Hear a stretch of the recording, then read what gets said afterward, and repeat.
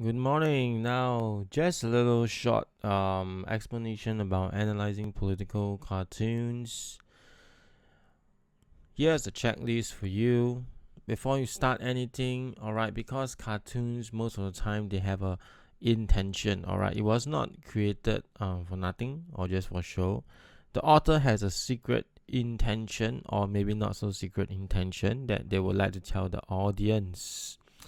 So you have to look at the provenance, which is the line above the source. Okay, just a reminder that line above the source is actually called the provenance. From this provenance, check the date. Then from this date, right, how does the date affect the author's perspective? What do I mean by this? All right, check again. What key event was happening before this date? What key event already took place? What key event is taking place currently, and what key event have yet to take place? So you have to answer your source based on the context. All right, you cannot write things that have not taken. You cannot assume that the author already knows things that have already taken place. All right, so you have to write your answer according to the perspective of the author. And if the author is still living in the time frame before certain events, then he could not have known about future events. So you have to give your message according to what do you think the author has already realized at that point in time.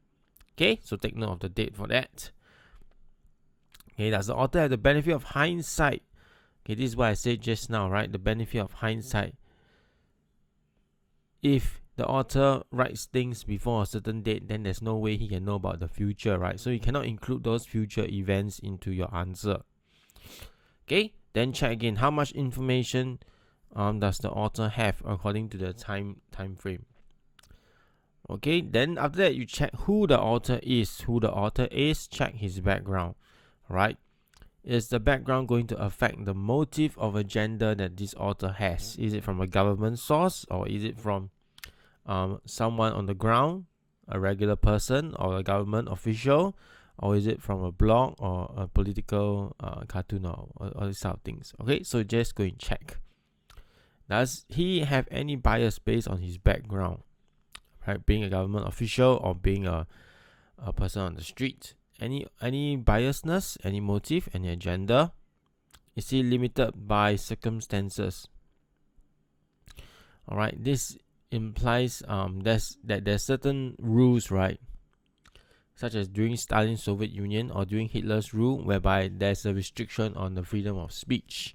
If you say certain things, you will be executed or you'll be sent to a concentration camp.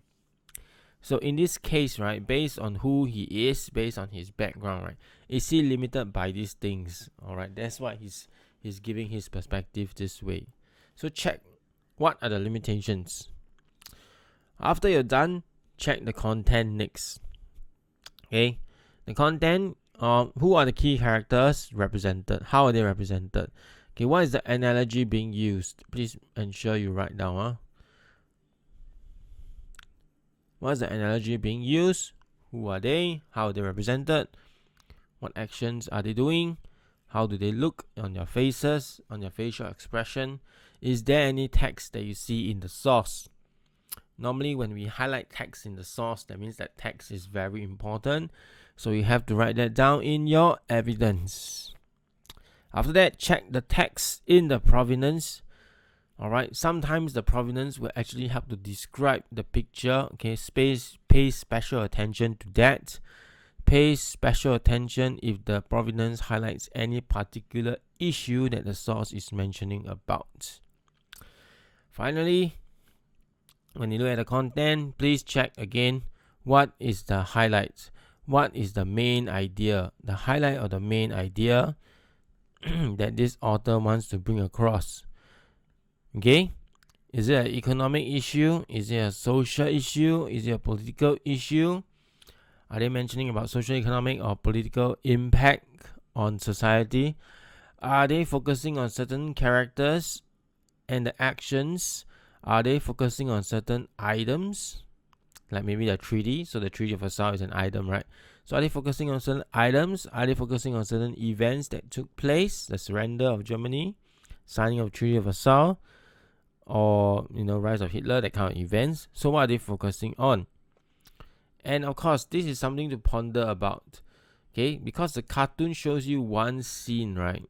Try and imagine what would the next scene look like. This will help you to find out what exactly is the direct impact, okay, of the source.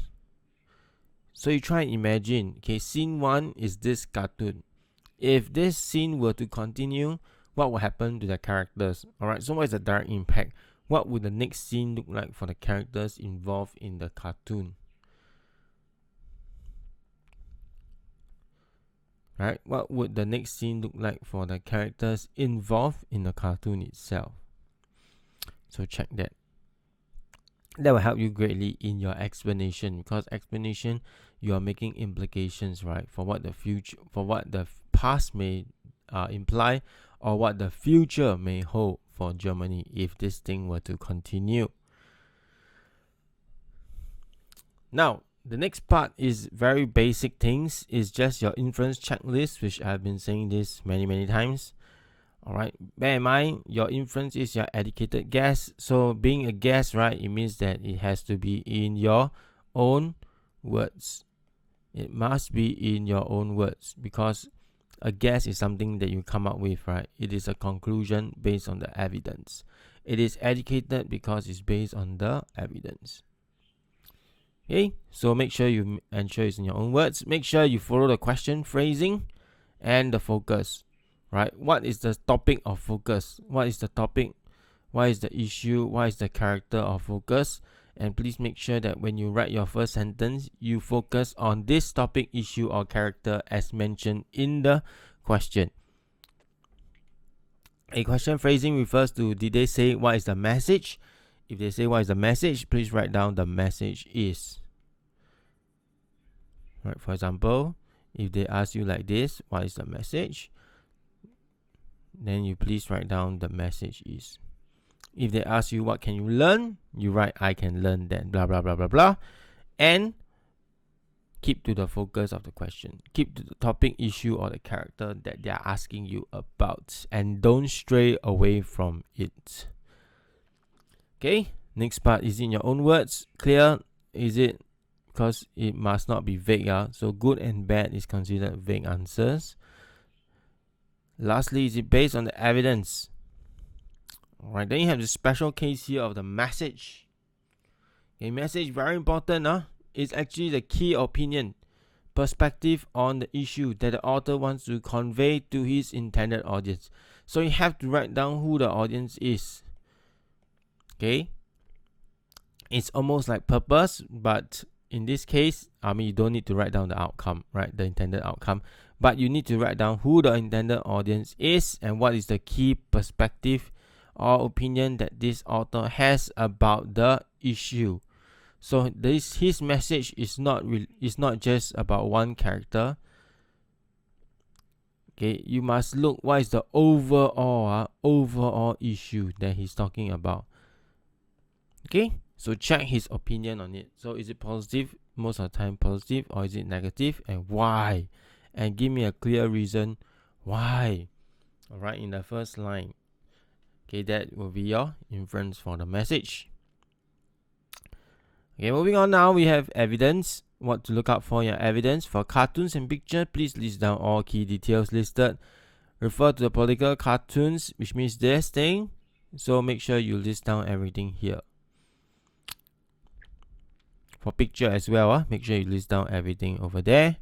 For text, just make sure it's relevant to the question focus.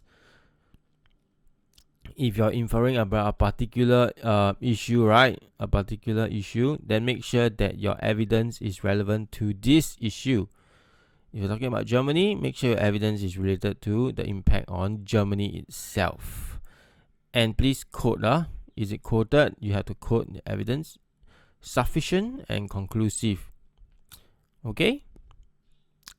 How to make sure it is sufficient and conclusive? Very simply, just check your point. Check your point or check your inference. Right? And then read your evidence. Okay, based on reading this evidence, does it wholly and conclusively apply and imply that your point is correct. All right.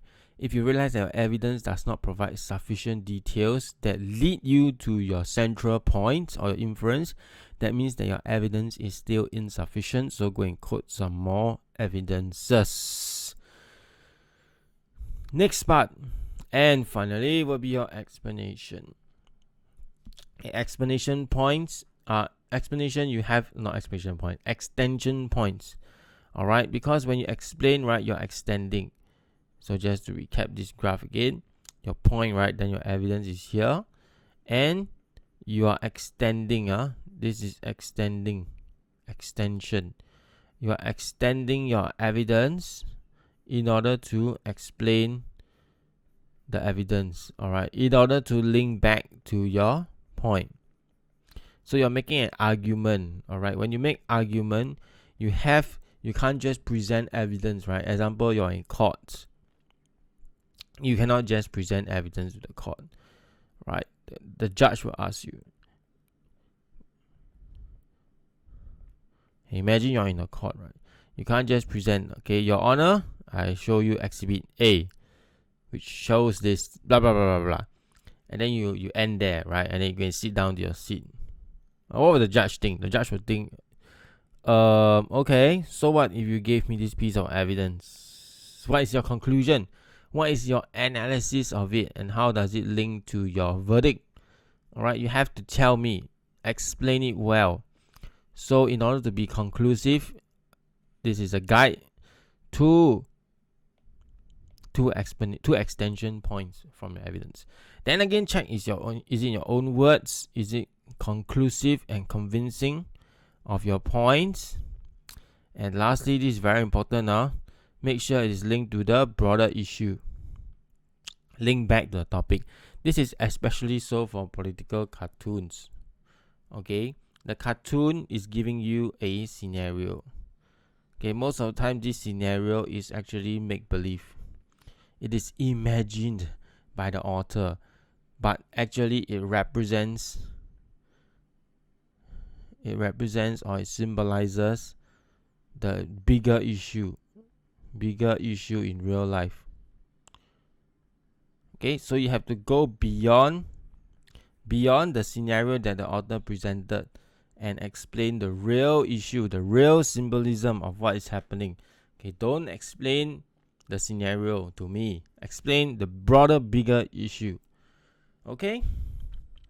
So, questions you ask yourself when reading your explanation.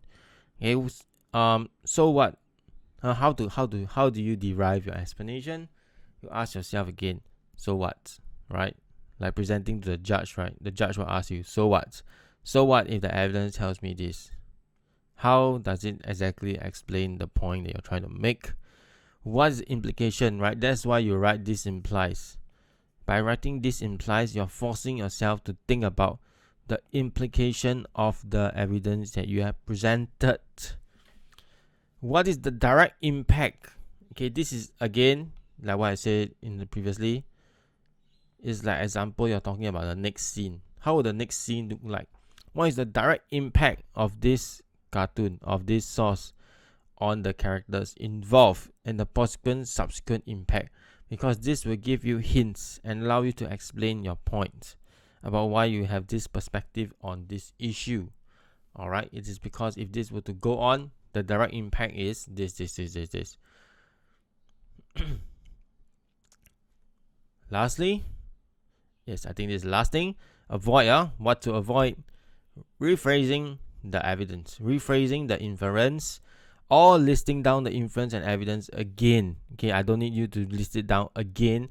Move on from that. Move on to explaining and telling the judge, which is the marker, why your evidence implies this, that your point is correct. Okay. Explain about the cartoon scenario. This is what I said just now, right? Go beyond the cartoon scenario. Okay? Avoid explaining about the cartoon scenario and go to the broader issue. Incorrect example. Okay, this is this cartoon here, right? This guy being weighed down by $55 million, $550 million of reparations, causing him to look very weak and hopeless. Then when you explain, right, you don't just say by being weighed down by a bad reparation, the man is in a lot of pain and he might injure his back. This is called you're explaining about the scenario. You are explaining about the scenario here. Alright, you're explaining about the impact on this man in the scenario here. So you're not going beyond it to go talk about the mega bigger issue. So the correct example will be, when you explain, right, you will say this implies that when Germany was forced to pay heavy reparations, it severely affected their ability to survive economically. This is called going beyond the cartoon to talking about what actually the cartoon represents. So that is what you need to do. Tell me what the cartoon represents and not tell me what is the implication of the cartoon in the scenario itself. Finally, if there's a need to write contextual knowledge, remember contextual knowledge is not your explanation. Okay, contextual knowledge is meant to supplement the explanation. If you say the treaty is harsh and Germany will not be able to survive, then you supplement it with your knowledge of the terms. And your knowledge of why Germany cannot survive.